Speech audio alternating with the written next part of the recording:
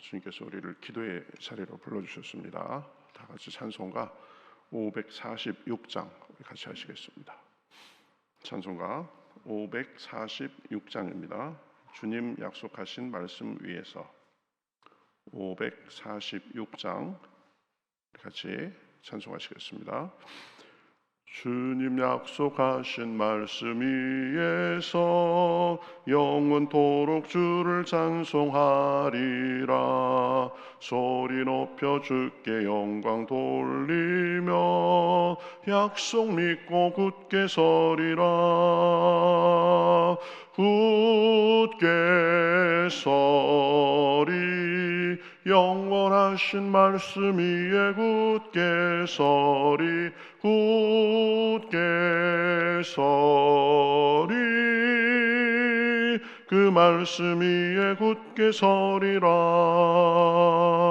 주님 약속하신 말씀 위에서 세상 염려 내게 엄습할 때에 용감하게 힘써 싸워 이기며 약속 믿고 굳게 서리라.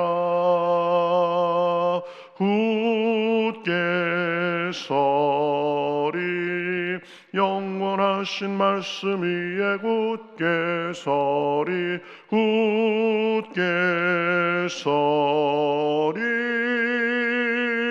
그 말씀 위에 굳게 서리라. 주님 약속하신 말씀 위에서 영원하신 주의 사랑 힘입고 성령으로 힘써 싸워 이기며 약속 믿고 굳게 서리라. 굳게 서리 영원하신 말씀 위에 굳게 서리. 굳게 서리 그 말씀 위에 굳게 서리라. 주님 약속하신 말씀 위에서 성령 인도하는 대로 행하며 주님 품에 항상 안식 얻으며 약속 믿고 굳게 서리라. 굳게 서리 영원하신 말씀 위에 굳게 서리. 굳게 서리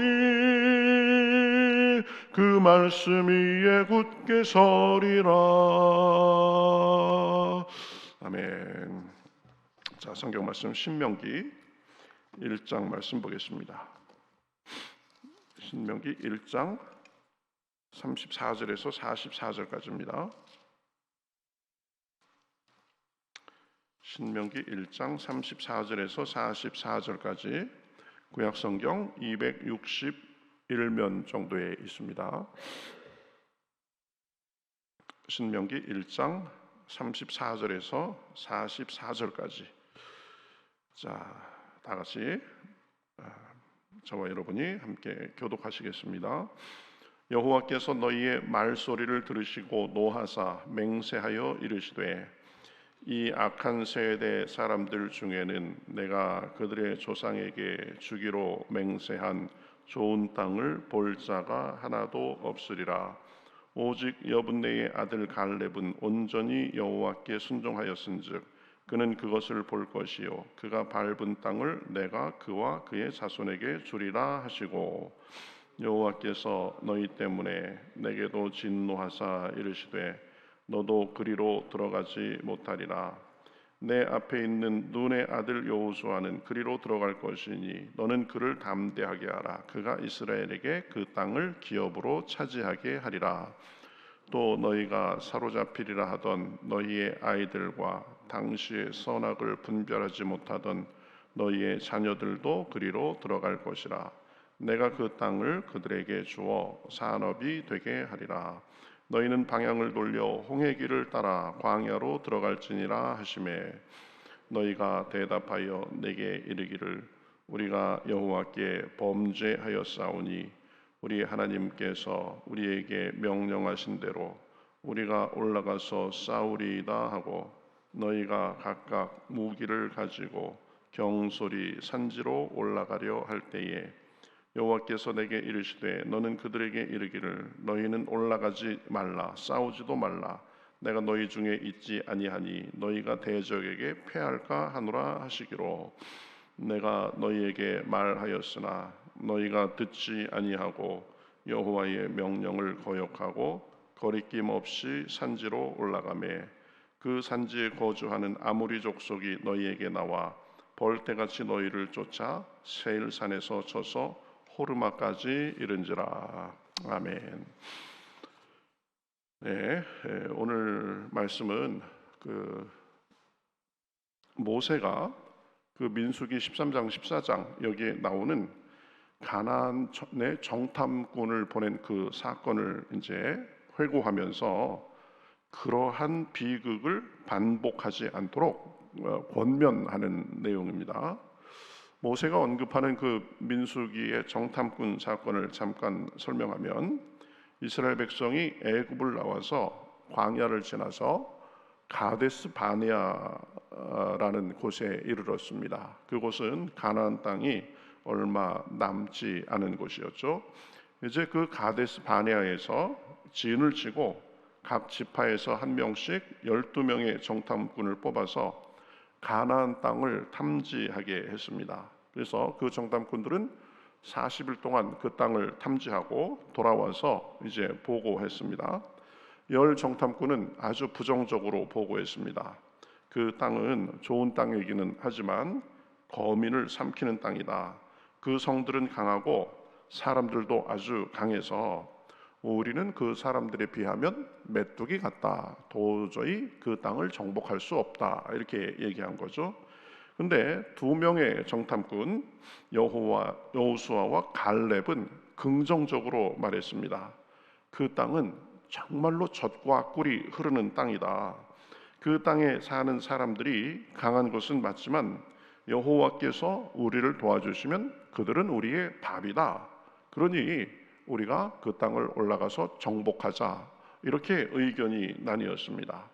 이 엇갈리는 보고 속에서 백성들은 10명의 그 부정적인 보고만을 믿고 우리가 이제 여기서 다 죽게 됐다고 원망하고 불평하면서 모세를 대적해서 반란을 일으키고 그래서 애굽으로 돌아가려고 막 그렇게 했습니다.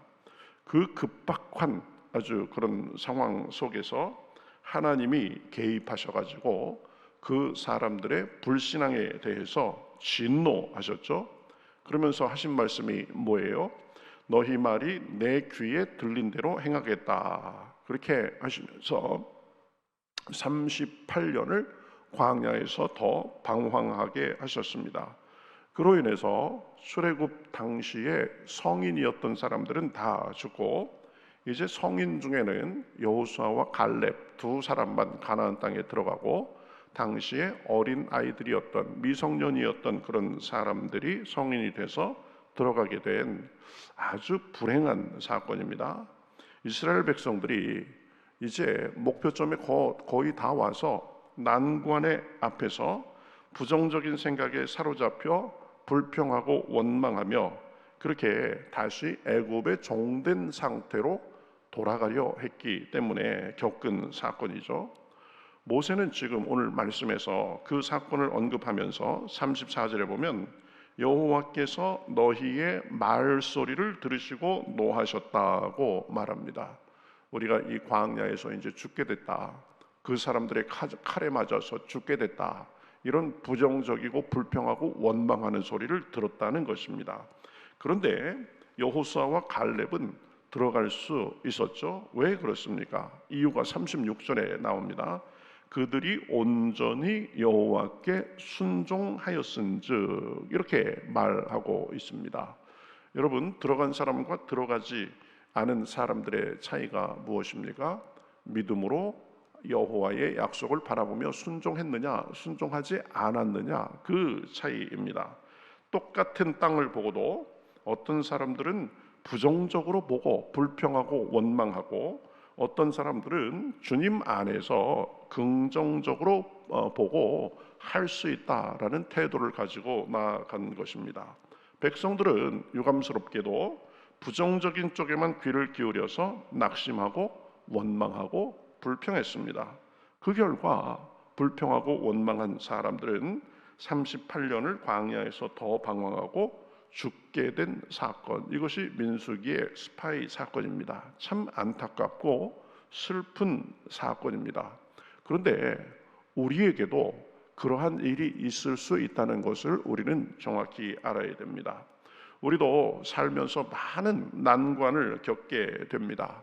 그 난관을 어떤 마음으로, 어떤 태도로 바라보아야 할까? 그것을 가르쳐 주는 것이죠. 우리의 실력, 현재의 형편, 그런 것이 우리 판단의 기준이 될 수 없습니다. 하나님의 약속, 하나님의 도우심을 바라보면서 우리의 현실을 봐야 됩니다. 지금까지 우리를 인도해 주신 하나님 안에서 바라봐야 되는 것입니다. 그래서 여호수아와 갈렙이 하나님께서 함께 하시면 그들은 우리의 밥이라라고 한 것처럼 우리도 믿음으로 하나님을 바라보고 순종하며 나아가야 되는 것입니다. 그래야 하나님 차원의 놀라운 은혜와 능력을 경험하며 살 수 있습니다. 시선을 어디에 두는가, 그리고 내가 이 문제와 난관을 바라보는 태도가 어떠한가. 문제와 난관만을 바라보면 못한다, 안 된다, 이게 딱 정답입니다. 우리가 능력이 없기 때문입니다. 우리가 모든 걸 감당할 수 없기 때문입니다. 그러나 거기에서 한 걸음 더 나아가서 여호수아와 갈렙같이 하나님께서 우리와 함께 하시면 달라질 수 있다, 여기까지 가야 되는 것입니다. 많은 사람들이 왜 난관 앞에서 주저앉고 불평하고 원망하고 더 이상 나아가지 못합니까? 난관 자체가 문제가 아닙니다.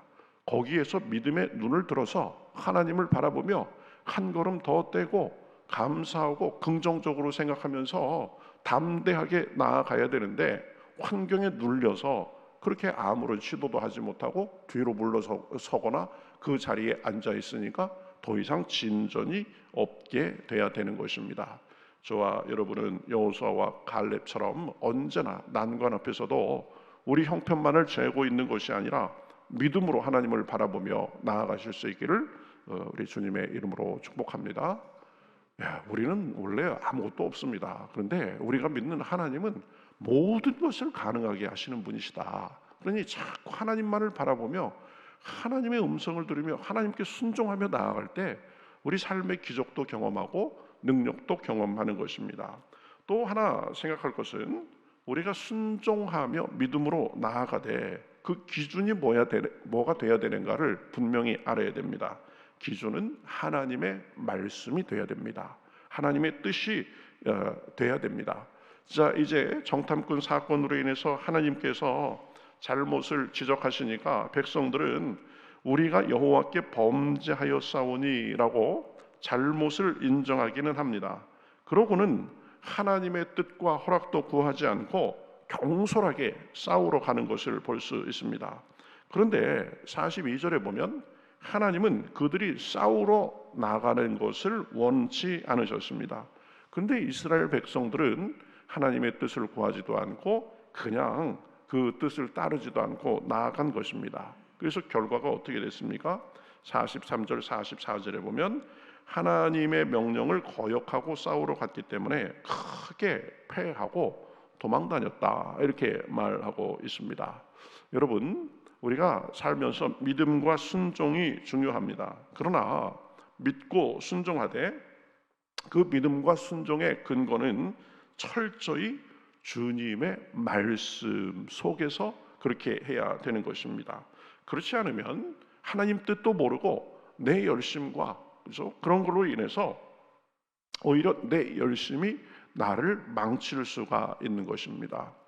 예수님이 이 땅에 계셨을 때 바리새인들은 종교적 열심이 없는 사람들이 아니었습니다. 그러나 자기들 틀에서만 보았기 때문에 예수님과 사사건건 갈등이 있었습니다.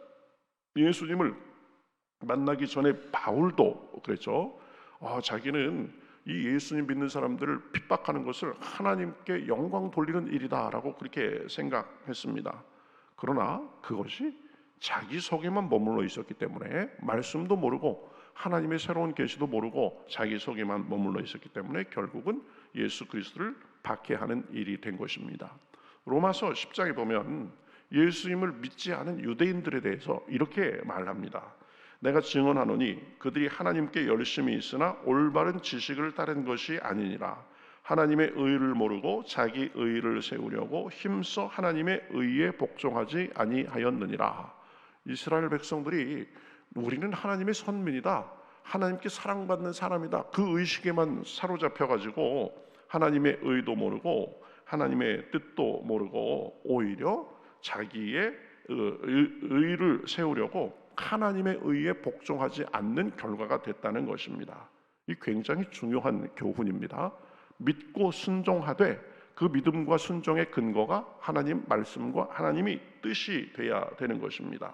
그러니 말씀을 잘 알고 애매한 부분에 대해서는 영적으로 나보다 앞선 사람들에게, 목회자들에게 지도를 받으면서 나아가야 되는 것입니다. 말씀에 근거한 영적 민감성이 있어야 하고 지도자들의 이 지도를 잘 받아야 됩니다. 그래야 불순종이나 잘못된 열심의 함정에 빠지지 않을 수 있습니다. 말씀도 하나님 뜻도 영적 질서도 없이 나아가면 독불장군이 될 수 있는 것입니다. 열심히는 했는데 하나님께서 그거 내 뜻 아니다, 이럴 수가 있다는 것입니다. 목사님들 사이에서 하는 말이 있습니다. 교회에서 제일 말썽 피우고 이 힘들게 하는 사람들이 누구냐? 참 유감스럽게도 기도 많이 하는 사람들, 봉사 열심히 하는 사람들이 그럴 소지가 많다고 얘기를 합니다. 이상하죠? 열심히 기도하고 열심히 봉사하는데 교회에서 문제 피울 소지가 제일 많다는 것입니다. 다 그런 것은 아니지만 기도와 봉사가 어느덧 자기 의가 돼서 말씀과 하나님 뜻, 교회의 질서보다 자기 생각과 주장, 자기의 경험, 자기의 방식을 더 우선시하는 우를 범하기 때문에 그렇습니다. 그러니 그러한 열심은 긍정적인 열매보다 부정적인 결과로 이어질 때가 많습니다. 내가 이래봬도 교회를 어떻게 섬기고 있는데, 내가 이래봬도 기도를 얼마나 하는 사람인데, 이래가면서 더 깊이 하나님 안에서 자기가 겸손하게 나아가고 해야 되는데 거기까지 못 가기 때문에 그런 일이 있는 것입니다. 우리 교회는 그런 분들이 없어서 너무 감사합니다. 그러나 조심해야 됩니다. 나도 어느덧 나도 모르게 말씀도 하나님 뜻도 분별하지 못하고 내 주관, 내 생각에 빠져서 실수할 수 있는 것입니다. 지금 하나님께서 너희의 믿음이 좋지 않다 그러니까 그럼 하나님 우리가 열심히 하겠습니다 그래가면서 하나님의 뜻도 구하지 않고 그냥 막 앞서 가다가 오히려 그것으로 인해서 대패하게 된 것입니다. 오늘 말씀에서는 두 가지를 생각했습니다. 선택의 기로에서 늘 긍정적이고 믿음의 선택, 순종의 선택을 해야 한다고 했습니다. 상황이 좋아 보이지도 않아도 주님을 바라보면서 절대 긍정, 절대 믿음, 절대 감사, 절대 순종의 태도로 나아가야 됩니다. 내 눈에 보기에 할만하면 하고 내 눈에 보기에 아닌 것 같으면 안 하고, 그러면 절대 거기에서 더 이상 나아갈 수가 없는 것입니다. 내가 보기에 안 좋아 보여도 하나님 뜻이 명확하면 믿음으로 걸어가야 되는 것입니다. 그것이 하나님께 영광이 되고 앞길도 환히 열리게 되게 하는 것입니다. 믿음으로 순종하되 우리의 내 뜻, 내 경험, 내 판단이 아니라 말씀이 기준이 돼야 한다고 했습니다. 말씀 없이 자기 뜻, 자기 생각, 자기 경험을 앞세우면 열심히 오히려 독이 될 수도 있다고 했습니다. 늘 믿음으로 하나님을 바라보며 말씀에 순종하고 나아가는 가운데 삶의 주님의 선한 열매가 가득하시기를 우리 주님의 이름으로 축복합니다. 우리 같이 기도하겠습니다. 하나님 감사합니다. 오늘은 모세가 이스라엘 백성들의 그 실수를 돌아보면서 우리 믿음의 삶이 자세가 어때야 되는지를 어떠해야 되는지를 가르쳐주는 장면을 보았습니다. 하나님, 우리가 살면서 여러 난관도 만납니다. 불가능한 상황도 만납니다. 절망적인 상황도 만납니다. 그러나 주여, 거기서 머물지 않도록 하시고 한 걸음 더 나아가서 주님의 뜻을 구하며 하나님의 도움을 구하며 늘 긍정과 감사와 순종의 그런 삶을 살 수 있도록 인도하여 주시옵소서. 열심을 내되 순종을 하되 하나님의 뜻을 구하며 하나님 뜻 안에서 그러할 수 있는 분별도 허락하여 주시옵소서. 내 뜻과 내 경험이 하나님 뜻보다 어느덧 더 앞서고, 그러므로 인해서 이스라엘 백성이 범한 실수를 우리도 범하지 않도록 인도하시고, 우리 개인의 삶이, 우리 교회가 그러한 모습 속에 하나님께 영광 돌리고 하나님의 은혜 풍성한 모습을 가질 수 있도록 인도하여 주시옵소서. 오늘도 주님 앞에 기도할 때 성령께서 감화하여 주셔서 주여, 우리의 어려움을 헤쳐나갈 수 있는 믿음을 주시고 용기를 주시고 위로해 주시고 하나님의 평안과 소망과 기쁨이 넘치는 시간 될 수 있도록 인도하여 주시옵소서. 감사하며 예수님의 이름으로 기도하옵나이다. 아멘.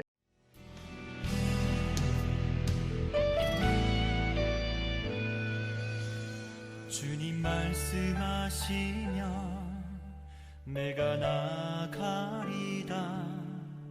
주님 뜻이 아니면 내가 멈춰서리다. 나의 가고 서는 것 주님 뜻에 있으니 오 주님 나를 이끄소서.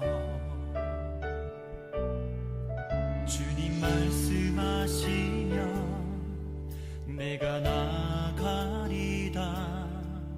주님 뜻이 아니면 내가 멈춰서리다. 나의 가고 서는 것 주님 뜻에 있으니 오 주님 나를 이끄소서. 뜻하신 그곳에 나 있기 원합니다. 이끄시는 대로 순종하며 살리니 연약한 내 영혼 통하여 일하소서. 주님 나라와 그 뜻을 위하여 뜻하신 그곳에 나 있기 원합니다. 이끄시는 대로 순종하며 살리니 연약한 내 영혼 통하여 일하소서. 주님 나라와 그 뜻을 위하여 오 주님 나를 이끄소서.